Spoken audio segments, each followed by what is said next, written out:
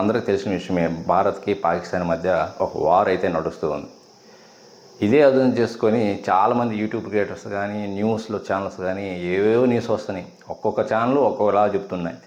And ఇంకా మన YouTube creators అయితే ఇంకా అది అసలు ఇన్ఫర్మేషన్ సరిగా అందుతుందో లేదో తెలియదు, కానీ ఏవంటే అవి థంబ్నెయిల్స్ పెట్టేయటం వ్యూస్ కోసం అండ్ యూట్యూబ్స్లో అప్లోడ్ చేయటం. సో నేను ఒకటే చెప్తున్నాను, వీటిలో చాలా వరకు తెలిసి తెలియని న్యూస్ అయితే ఉన్నాయండి. మీరు ఎవరు కూడా ప్యానిక్ కావద్దు.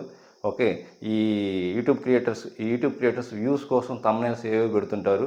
ఆ థంబ్నెయిల్స్ చూసి మనం చూస్తామని అండ్ అక్కడ పోయిన తర్వాత మ్యాటర్ వేరే ఉంటాం, ఇవన్నీ జరుగుతుంటాయి. సో ఎవరు ప్యానిక్ అవ్వద్దు. అండ్ ఇంకోటి ఏంటంటే, పాక్ మీడియా కావచ్చు ఆర్ ఏదైనా సోషల్ మీడియా ప్లాట్ఫామ్స్ కావచ్చు, చాలా వరకు ఫేక్ న్యూస్ స్ప్రెడ్ అవుతున్నాయి, ఫేక్ వీడియోస్ ఉంటున్నాయి. ఎప్పుడో జరిగినవి అవి ఇప్పుడు యుద్ధంలో జరుగుతున్నట్టు క్రియేట్ చేయటం, టైటిల్స్ పెట్టడం ఇలాంటి జరుగుతున్నాయి.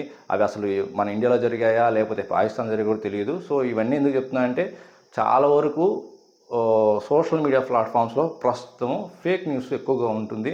అండ్ సో అందువల్ల ఎవరు కూడా ప్యానిక్ అవ్వద్దు. ఇంకా మనం మెయిన్ కంటెంట్ డిస్కస్ చేస్తే, ఇప్పుడున్న వాతావరణం ఈ పరిస్థితిని బట్టి ఐటీ కంపెనీస్ కూడా ఒక నిర్ణయానికి వచ్చినట్టున్నాయి. అవి కూడా స్పెషల్గా ఏవైతే బోర్డర్ ఏరియాస్లో ఏవైతే ఐటీ కంపెనీస్ ఉంటాయో వాళ్ళందరికీ కూడా, ఐటీ ఎంప్లాయీస్కి వర్క్ ఫ్రమ్ హోమ్ ఆపర్చునిటీస్ అయితే వాళ్ళకి మెయిల్స్ అయితే వెళ్ళాయండి. చాలామందికి వర్క్ ఫ్రమ్ హోమ్ చేయండి, ఇంటికి వెళ్ళి చేయండి, ఒక సేఫ్ ప్లేస్లో ఉండండి, ఇలాంటివన్నీ కూడా చెప్తున్నారు. అండ్ ఇంకా ఎక్కడైతే మెయిన్ ఏరియాస్ ఉంటాయో మన ఇండియాలో హై అలర్ట్ ప్రకటించాయి. అండ్ ఆ ఏరియాలో కూడా కొన్ని కంపెనీస్ అయితే మాత్రం ఈ వర్క్ ఫ్రమ్ హోమ్ ఆపర్చునిటీస్ అయితే ప్రజెంట్ అయితే అందరికైతే ఆదేశాలు జారీ చేశాయి. So majority of the companies అయితే ఈ ఆప్షన్ అయితే ఇచ్చాయి.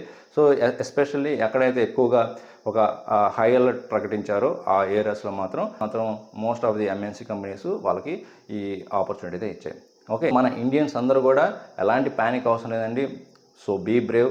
ఎందుకంటే మన ఇండియన్ పవర్ ఏంటో మనందరికీ తెలిసిన విషయమే. అండ్ స్పెషల్గా మన ఆర్మీ పవరు అందరికీ తెలిసిన విషయమే. సో ప్రపంచంలో ఎలాంటి కంట్రీ అయినా సరే ఇండియా జోలికి వస్తే ఏం జరుగుతుంది అనేది ఒకసారి మళ్ళీ ప్రూవ్ చేసింది ఇండియన్ ఆర్మీ. ఇండియన్ ఆర్మీకి వన్స్ అగైన్ జై హింద్.